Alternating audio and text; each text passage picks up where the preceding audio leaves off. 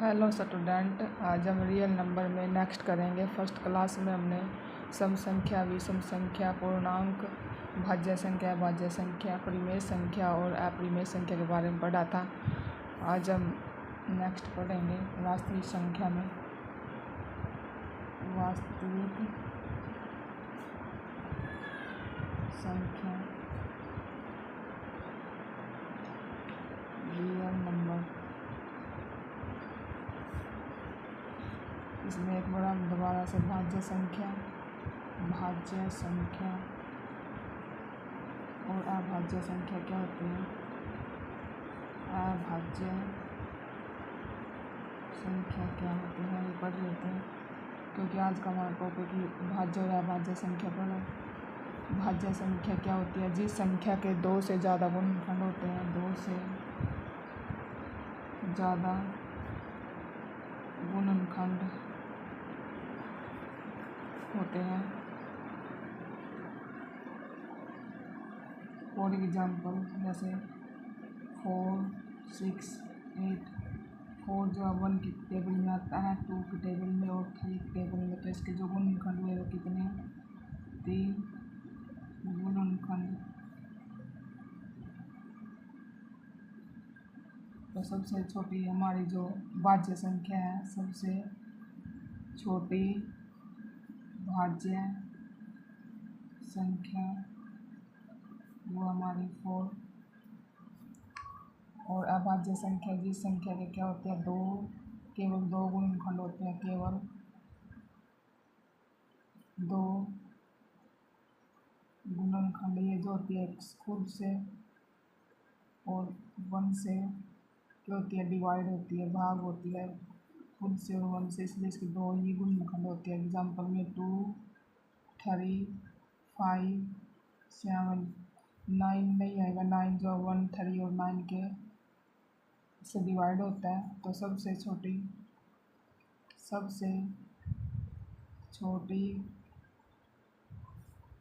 अभाज्य संख्या कितनी हो जाएगी? 2।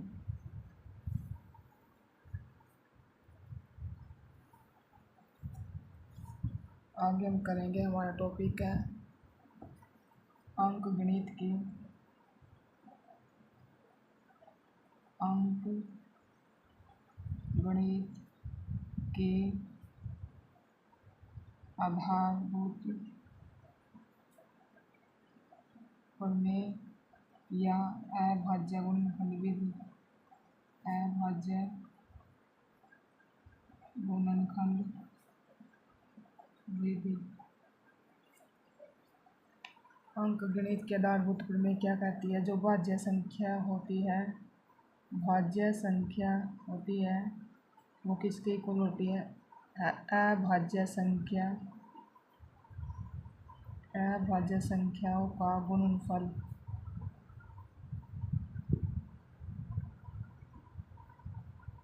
जो हमारी भाज्य संख्या होती है वो क्या होगी? अभाज्य संख्या जो होगी उनका गुणनफल करेंगे तो किसके इक्वल आएगी? भाज्य संख्या के इक्वल आएगी। एग्जाम्पल है जैसे 20 हमारी क्या है? भाज्य संख्या, क्योंकि इसके 2 से ज़्यादा गुणनखंड है। तो इसके जो हम भाज्य संख्या के गुणनफल के रूप में लिखेंगे, इसके फैक्टर बनाएंगे 20 के। 2 एकम 2, 2 पंजे 10, 5 एकम 5। इसके जो फैक्टर हमारे 2 गुणा 2 गुणा 5। अगर इन गुणनखंड की हम मल्टीप्लाई करेंगे तो किसके इक्वल आएगी? भाज्य संख्या के इक्वल आएगी। अंक गणित की आधारभूत प्रमेय क्या कहती है? भाज्य संख्या इज इक्वल टू अभाज्य संख्याओं का गुणनफल।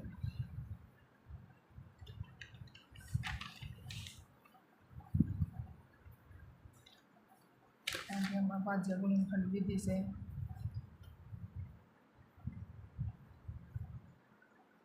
कुछ संख्याओं का भाज्य गुणनखंड निकालेंगे। क्वेश्चन है जैसे निम्नलिखित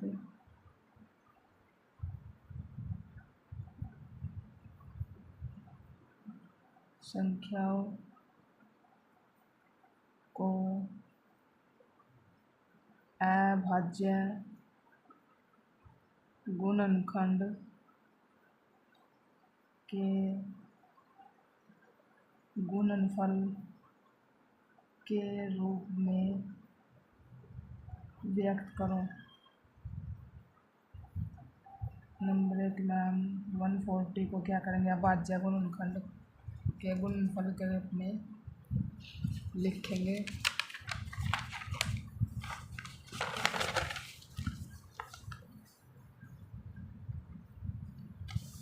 140 के क्या निकालेंगे, गुणनखंड निकालेंगे 140 के। 2 सत्ते 14, 2 तिया 4, 2 पंजे 10, 5 सत्ते 35, 7 एकम 7। जो 140 का गुणनखंड आया 2 गुणा 2 गुणा 5 गुणा 96। इसको हम क्या लिख सकते हैं, 2 की पावर 2, क्योंकि जो 2 है वो कितनी बार आया है, 2 बार आया है। इनकी पावर 1 होती है, अगर इनके ऊपर कुछ भी नहीं है।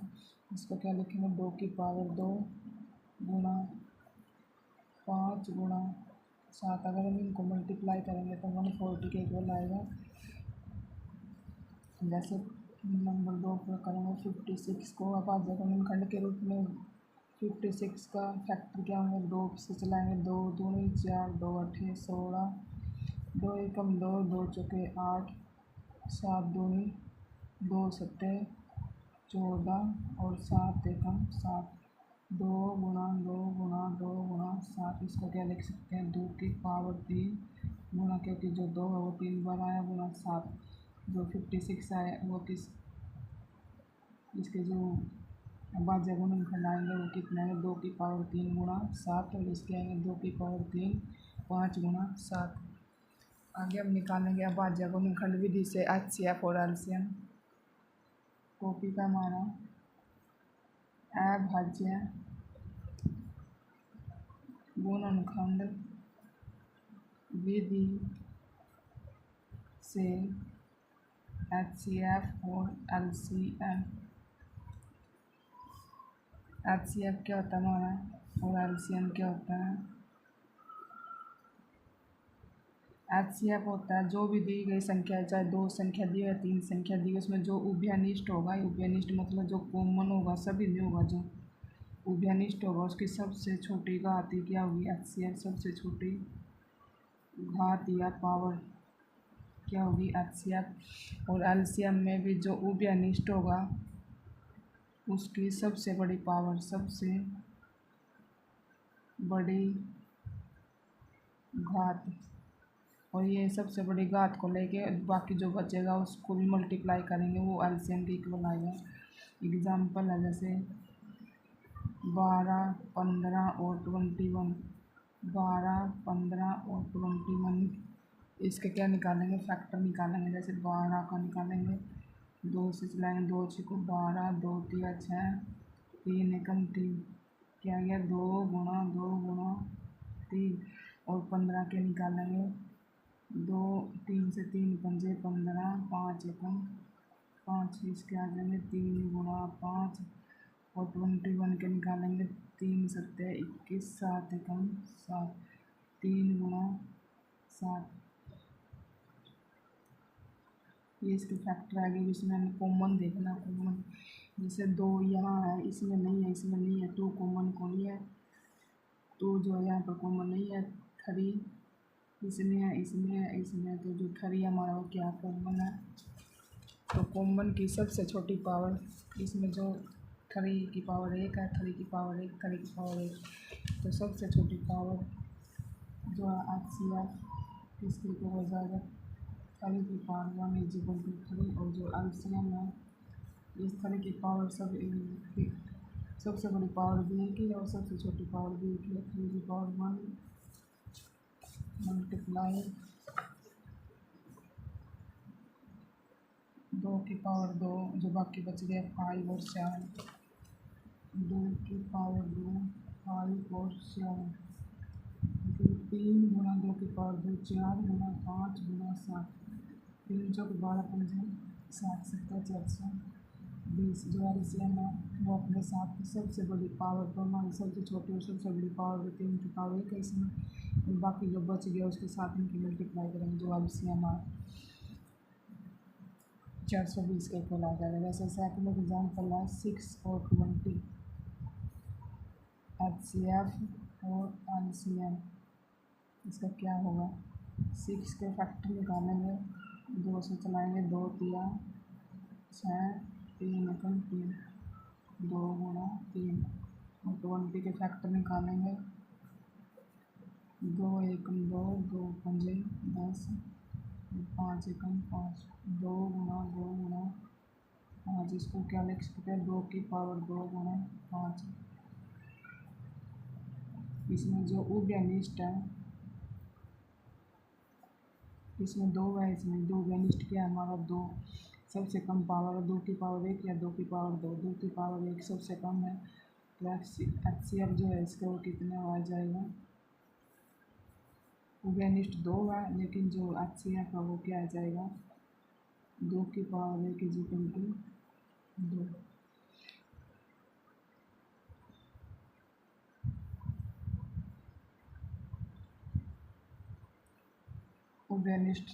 उभयनिष्ठ केवल 2 बार, जो HCF हो 2 की पावर 1। LCM